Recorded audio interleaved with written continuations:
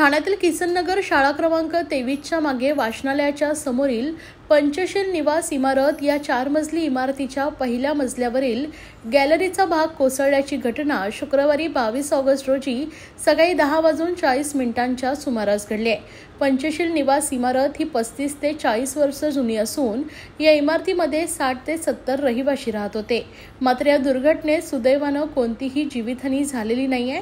तसेच ही इमारत C21 या वर्गवारीत येणारी इमारत आहे। दरम्यान घटनास्थळी संपूर्ण इमारत रिकामी करण्यात आली असून ठाणे महानगरपालिका शाळा क्रमांक 23 येथे रहिवाशांना तात्पुरत्या स्वरूपात राहण्याची व्यवस्था करण्यात आली आहे। सुरक्षेच्या दृष्टीने संपूर्ण इमारत रिकामी करण्यात आली असून धोकापट्टी बांधण्यात आली आहे। तसेच सहाय्यक आयुक्त सार्वजनिक बांधकाम विभाग अतिक्रमण विभाग यांच्या मार्फत पुढील कार्यवाही करण्यात येणार आहे। किसननगर विभागामध्ये आपल्याला माहिती आहे की सगळ्या 30-35 वर्ष जुन्या इमारती आहेत आणि आपली साईराची दुर्घटना समोरच साईराज बिल्डिंग आहे। ती दुर्घटना घडल्यानंतर शिंदे साहेबांनी एवढ्या मोठ्या प्रमाणात आंदोलन उभा करून हे क्लस्टरचं निर्माण मंजूर करून घेतलेलं आहे आणि म्हणून पाऊस आला की आम्हा लोकप्रतिनिधींच्या हातीत नेहमी धसका पडतो की रात्री बेरात्री फोन आल्यानंतर कुठे दुर्घटना तर घडली नाही।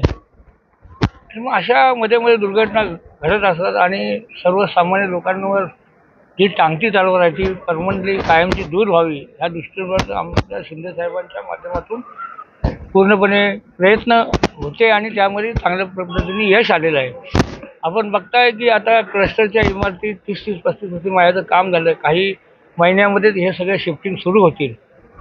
परंतु दुर्दैवाने आज 10:30 वाजता पंचशील इमारतीची पॅराफिट वॉल कोसळली आणि सुदैवाने कुठलीही जीवितहानी झालेली नाही आहे। परंतु नक्कीच सर्वसामान्य कुटुंबातील लोकांना पुन्हा एकदा खर्चाचा बोजा त्यांच्या अंगावर पडतोय हे बघितल्यानंतर आम्हालाही वाईट वाटतं आणि स्ट्रक्चरल ऑडिटचं काम आता सुरू झालेलं आहे आणि त्याचा रिपोर्ट उद्यापर्यंत येणं अपेक्षित आहे। आल्यानंतर रहिवाशांना कसा दिलासा द्यायचा त्या पद्धतीने सर्व लोकप्रतिनिधी नगरसेवक मंडळी आम्ही सगळे इथे थांबलेलो आहोत आणि लगेचच रिपेअरिंगचं काम सुरू होईल आणि सुदैवाने कुठेही इमारत आता सध्या तरी दिसत नाही आहे की इमारत तोडावी लागेल अशी। पाहिलं तर आजूबाजूला देखील काही इमारती आहेत त्यांच्या नागरिकांचा महापालिकेच्या प्रशासनाच्या माध्यमातून सातत्याने पावसाळ्याच्या अगोदर आपण नोटीस देतात, परंतु सर्वसामान्य मध्यमवर्गीय कुटुंब त्यांना रिपेअरिंगचा बोजा सहन होत नाही आणि म्हणूनच मनात असून सुद्धा इमारती रिपेअर होत नाही आहे।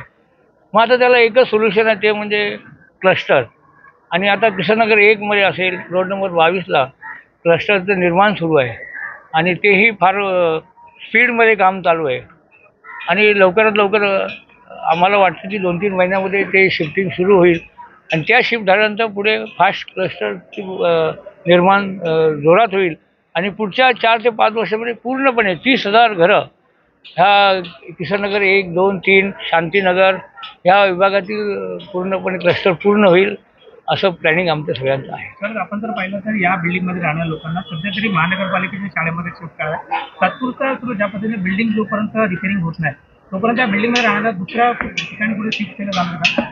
कसं आहे की 10:30 वाजता इमारतीचा काही भाग पॅराफिट वॉल कोसळल्याचं आम्हाला माहिती पडल्यानंतर सगळेच नगरसेवक 4-5 नगरसेवक इथले लगेचच इथे हजर झाले आणि रहिवाशांना मदत करण्याचं काम सुरू झालं आहे। बाकी पक्षातील लोकंसुद्धा इथे येऊन त्यांना मदत करत आहेत।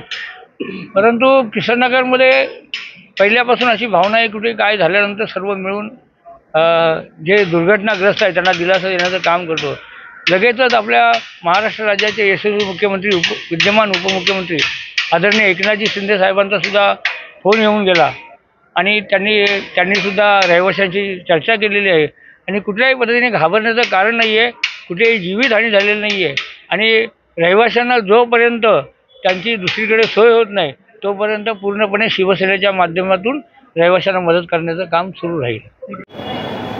सर, काय तुमचं नाव आहे, किती वर्षांपासून तुम्ही इमारत राहता, काय तुमची घटना घडली संपूर्ण? माझं नाव आहे मागचे आहे। सकाळी 9:30-9:45च्या तिला थोडंसं कडे गेलं बिल्डिंगच्या पंचशील निवास किसननगर नंबर 3 असा आहे. तर आम्ही आता दुसऱ्या माळ्यावरती आता ही 89पासून आम्ही तिथे राहतो. तर आता 38 वर्ष जुनी त्याचं थोडंफार मेंटेनन्स येते. पण त्या मध्यमवर्गीय लोक असल्यामुळे तिथं सगळ्यांना एवढा लोड जमत नाही. प्रत्येक वेळी 50,000 काढायचे 20,000 काढायचे असं होत नाही.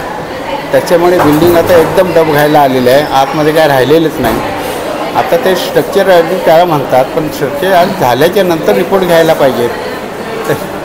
हे आता अगोदरच रिपेअरिंग करा असं म्हणतात. मग हे कसं होणार? त्याच्यामध्ये क्लस्टर योजना आहे, त्याच्यामध्ये आम्हाला द्या असं आमचं म्हणणं आहे. क्लस्टर योजनेमध्ये तुम्ही सामील व्हाल का? जर शासनाने तुमच्याकडे आणली तर हां सामील होणार. सर्वे करून गेलेले आहेत, क्लस्टरला झालेले आहेत. कधीही प्रश्न मार्गी लागत नाही. हां मार्गी लागत नाही. प्रशासनाकडे गेलो आम्ही, तिथे कोण दाद घेत नाही. स्थानिक नागरिक म्हणतात ते रिपेअरिंग करा असं आहे. आवाज